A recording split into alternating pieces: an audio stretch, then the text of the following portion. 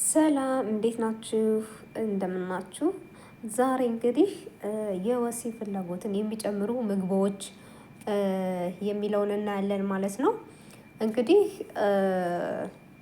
ያው የጤናችን አካል ስለሆነ የወሲብ ፍላጎትን ለመጨመርና የደም ዝውውርን ለማሻሻል የሚረዱ በርካታ ተፈጥሯዊ ምግቦች አሉ።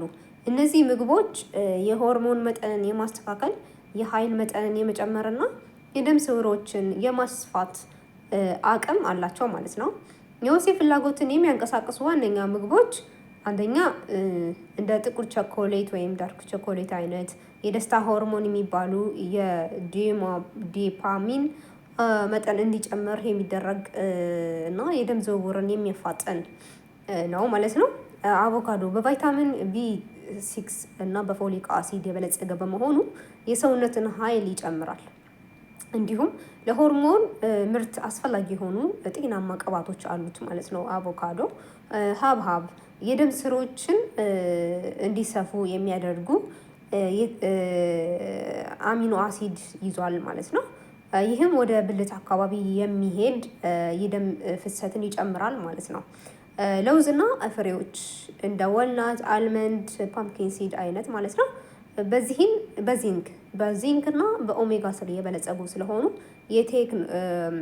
የቴስቶስትሮን ሆርሞን ምርትን ያፋጥናል ማለት ነው። ነጭ ሽንኩርት በውስጡ ባለው አልካሊን የተባለ ንጥረ ነገር አማካኝነት የደም ዝውውርን በእጅጉ ያሻሽላል ማለት ነው። ሙዝ በፖታሺየም እና በቫይታሚን ቢ የበለጸገ በመሆኑ የሰውነትን ጥንካሬና ኃይል ለመጨመር ይረዳል ማለት ነው። ማር በውስጡ ቦሮን የተባለ ማዕድን የሚገኝበት ሲሆን ይህም የኤስትሮጅን እና የቴስቶስትሮን ሆርሞንን መጠን ለማስተካከል ይረዳል ማለት ነው። የምግብ ተጨማሪ በቂ እንቅልፍ ማግኘት፣ የአካል ብቃት እንቅስቃሴ ማድረግ፣ ውጥረትን መቀነስ፣ በቂ ውሃ መጠጣት የተሻለ የወሲብ ፍላጎትን ይጨምራል ማለት ነው። በተጨማሪም የወሲብ ፍላጎትና የሆርሞን ዝውውርን የሚያንቀሳቅሱ ምግቦች ቅመማ ቅመሞችን ስናይ ደግሞ የቅመማ ቅመም እና የእጽዋት አይነቶች ለምሳሌ እንደ ዝንጅብል አይነት የደም ዝውውርን የማፋጠን ወደ ተለያዩ የሰውነት ክፍሎችን እና ወደ ብልት የሚሄደውን የደም ፍሰት ይጨምራል ማለት ነው። ዝንጅብልን በሻይ መጠቀም እንችላለን፣ በምግብም መጠቀም ይቻላል ማለት ነው። ቀረፋ የሰውነትን ሙቀትና የደም ስርን ፍሰት በመጨመር የኃይል መጠንን ያነቃቃል። ቀረፋ ጥሩ ነው። እንደ ሻይ መጠቀም ይቻላል። ቀረፋ በምግብ መልክም መጠቀም ይቻላል። ቀረፋ ታውቃላችሁ። ክራምቤሪ እና ሮማን ወይም ፖሞግራንት የሚባለው የሮማን ጭማቂ በጸረ ኦክሲደንት ወይም አንቲ ኦክሲዳንት የበለጸገ በመሆኑ የናይትሪክ ኦክሲዳን መጠንን በመጨመር የደም ስሮችን እንዲከፍቱ ያደርጋሉ ማለት ነው። የተወሰኑ የሻይ አይነቶች ግሪንቲ እና እንደ ግሪንቲ አይነቶች አረንጓዴ ሻይ የደም ስርን ጤንነትን የሚጠብቁ ንጥረ ነገሮች አሉት ሲሆኑ በጂንሰኒንግ ደግሞ ሰውነትን ድካም የማስወገድ ኃይል አለው ማለት ነው። ስለዚህ የወሲብ ፍላጎትን ያነቃቃል ማለት ነው። ከምግብ ለምሳሌ የባህር ምግቦች የአሳ ዘሮች ማለት ነው እንደ አትክልትና የባህር ምግቦችን ስናይ ደግሞ የባህር ምግቦች በተለይም ኦይስታር በዚንክ በጣም የበለጸገ በመሆኑ የቴስቶስትሮን ሆርሞንን የወንድ ዘር ፍሬን ምርትን በማሳደግ ይታወቃል ማለት ነው።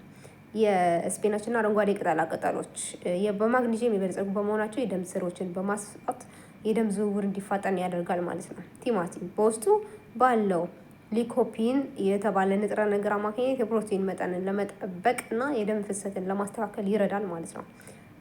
እንዲሁም ታይሮይድ ትኩረት ሊደረግባቸው የሚገቡ አጠቃላይ ነገሮች ደግሞ የቅባት መጠን መቀነስ፣ ቅባት የበዛባቸውና የተቀናበሩ ወይም ፕሮሰስድ ምግቦችን የደም ስሮችን ስለሚደፍኑ የደም ዝውውርን ይቀንሳሉ ማለት ነው።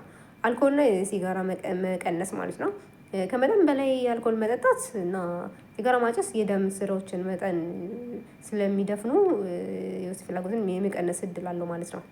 ስለሆነም ከምግብ ባሻገር የወሲብ ፍላጎትን በቀጥታ ሊጨመሩና ሊያነቃቁ የሚችሉ ተጨማሪ ተፈጥሯዊ መንገዶች የአኗኗር ዘይቤና የዕለት ዕለት እንቅስቃሴ ማስተካከል ነው። ለምሳሌ አካል ብቃት እንቅስቃሴ ማድረግ፣ በሳምንት 3 ወይም 5 ቀን የሚሰሩ ቀለል ያሉ እንቅስቃሴዎች እንደ ፈጣን እርምጃ፣ ሩጫ ወይም ክብደት ማንሳት የቴስቶስትሮን መጠንን ይጨምራሉ፣ የደም ዝውውርንም ያፋጥናሉ ማለት ነው። በቂ እንቅልፍ ማግኘት፣ በቀን በ7 እስከ 8 ሰዓት በጥራት መተኛት የሆርሞኖች መዛባት ይከላከላል ማለት ነው። በቂ እንቅልፍ ለማግኘት የቴስቶስትሮን መጠንን እጅጉ ይቀንሳል ማለት ነው። ውጥረት መቀነስ፣ የጭንቀት ሆርሞን ሲጨመር የወሲብ ሆርሞኖች ይወርዳሉ።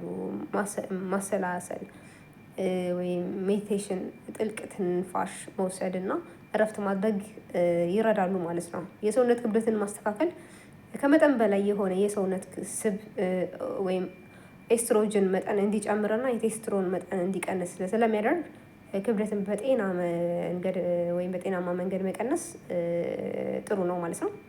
ሊታሰቡ የሚገቡ የጤና ምልክቶች ለምሳሌ የመድኃኒት ተጽዕኖ፣ የደም ብዛት፣ ጭንቀት ወይም ዲፕሬሽን ወይም የሌሎች ህመሞች መድኃኒቶች የወሲብ ፍላጎትን ስለሚቀንሱ ይሄንን ወደ ሐኪም ቤት መሄድ ያስፈልጋል። ሐኪም ቤት ሄዳችሁ መመርመር አለባችሁ ማለት ነው። ግንኙነት ሁኔታ ደግሞ የትዳር አጋር ጋር የሚደረግ ግልጽ ውይይት፣ መቀራረብ እና ስሜታዊ ትስስርን ከወሲብ በፊት መነቃቃት ከፍተኛ ሚና አለው ማለት ነው። መተሻሸት፣ መተቃቀፍ፣ መሳሳም እንደሚባለው ማለት ነው።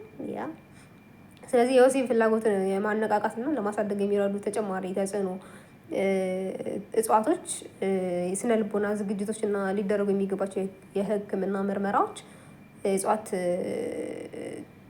እጽዋቶች ማለት ነው። ለምሳሌ ማካሩት የፔሩ ተወላጅ የሆነ ስር ሲሆን የሰውነት ኃይል ለመጨመር፣ በጭንቀት ስሜት ለመቀነስ እና የሁለቱንም ጾታዎች የወሲብ ፍላጎት ለማነቃቃት ይረዳል ማለት ነው። ስሙ ማካሩት ይባላል ማለት ነው። ይህን ስም ለመጥራት ከብደኛል በጣም።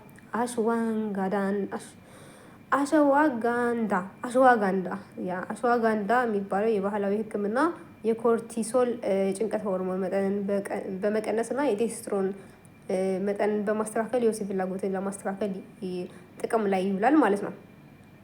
እንዲሁም ትሪቡለስ የወሲብ ፍላጎትን እና የሰውነት ብቃትን ለማነቃቃት የሚረዱ ተፈጥሯዊ ንጥረ ነገሮችን የያዘ እጽዋት ነው ማለት ነው። የስነ ልቦናና የስሜት ዝግጅት፣ የአእምሮ ዝግጅት ለምሳሌ በግንኙነት ወቅት ሙሉ ትኩረትን በአሁኑ ክፍለ ጊዜ ላይ ማድረግና ሀሳብን ከሌሎች ዕለት ተዕለት እንቅስቃሴዎች ነፃ ማድረግ ፍላጎትና እርካታን ይጨምራል ማለት ነው። አዳዲስ ነገሮችን መሞከር፣ ግንኙነት ውስጥ ተመሳሳይ አሰራርን መቀየር፣ ቦታዎችን ወይም ጊዜ ሰሌዳዎችን ማስተካከል የወሲብ ፍላጎትን እንደገና እንዲነቃቃ ይረዳል ማለት ነው። ሊደረጉ የሚገቡ ሕክምና ምርመራዎች ምግብና አኗኗር ዘይቤ ለውጡ ካለው የሚከተሉትን ሕክምና ምርመራዎች ማድረግ ይመከራል ማለት ነው። የሆርሞን መጠን መመርመር፣ ቴስቶስትሮን ሆርሞን፣ ኤስትሮጅን ወይም ታይሮይድ ሆርሞን መዛባት አለመኖርን ማረጋጋጥ፣ የደም ስኳርና የደም ግፊት ምርመራ፣ ስኳር በሽታና የደም ግፊት ወደ ብልት የሚሄድበትን የደም ዝውውር እና ነርቭ ስርዓት ስለሚጎዱ ምርመራ ማድረግ አስፈላጊ ነው። ስኳር ወይም ደም ግፊት ካለባችሁ ማለት ነው። እንዲሁም የወሲብ ፍላጎትን መቀነስ በጊዜ ሂደት በሚከሰቱ ተፈጥሯዊ ሰውነት ለውጦች፣ የጤና ሁኔታና ሌሎች ምክንያቶች ሊመጣ ይችላል። እነዚህን ሁኔታዎች ለመረዳት እና ለመፍትሄ የሚረዱ ተጨማሪ ነጥቦችን ስናይ ደግሞ በተፈጥሯዊ የእድሜ ለውጥና ህይወት ደረጃዎች የሚመጡ ሁኔታዎች፣ ለምሳሌ በሴቶች ላይ የሚከሰቱ ለውጦች፣ የእርግዝናና ጡት ማጥባት ጊዜ፣ በዚህ ወቅት በሰውነት ውስጥ የሚፈጠረው ሆርሞን መዛባት፣ በእንቅልፍ ማጣትና የሰውነት ድካም የወሲብ ፍላጎት እንዲቀንስ ያደርጋል ማለት ነው። ማረጥ በሰውነት ውስጥ ኤስትሮጅን ሆርሞን መጠን ስለሚቀንስ በብልት አካባቢ ድርቀት እና ምቾት ማጣት ሊከሰት ስለሚችል ፍላጎትን ይቀንሳል ማለት ነው። በወንዶች ላይ የሚከሰቱ ደግሞ ቴስቶስትሮን መቀነስ፣ እድሜ የጨመረ ሲሄድ በተለይ ከ30 ዓመት በላይ የቴስቶስትሮን ሆርሞን በየአመቱ ትንሽ መጠን እየቀነሰ ሲሄድ ይህም በሂደት ፍላጎትና በኃይል መጠን ላይ ተጽዕኖ ያደርጋል ማለት ነው። የጤናና ሕክምና ምልክቶች የስር የሰደዱ ህመሞች ለምሳሌ እንደ ስኳር በሽታ፣ የልብ ህመም፣ የኩላሊት ወይም ጉበት ችግሮች የደም ዝውውሮችን፣ ነርቮችን፣ ስርዓቶችን ስለሚጎዱ የስሜት መቀነስን ሊያስከትሉ ይችላሉ ማለት ነው። የአእምሮ ጤናና ጭንቀት በመንፈስ ጭንቀት ወይም የከፋ ስጋት የሰውነት ደስታና ፍላጎት የሆርሞኖች ያዛባል ማለት ነው። ምልክቱ ከቀጠለ የሚወሰዱ የመጨረሻ እርምጃዎች ከሐኪም ጋር መመካከር፣ የጥንዶች ምክክር፣ መድኃኒቶችን ማስተካከል ነው ማለት ነው። ስለዚህ ዛሬ እንግዲህ የያዝነው ነጥብ በጣም አስተማሪ ነው። ይህንን ለጥንዶች ለባለትዳሮች ማጋራት ጥሩ ነው። የጤናም አንዱ ክፍል ስለሆነ ዛሬ እንግዲህ ጥሩ ተማምረናል። በቀጣዩ በሌላ የጤና ትምህርቶች እንገናኛለን። ቸር ቆዩ።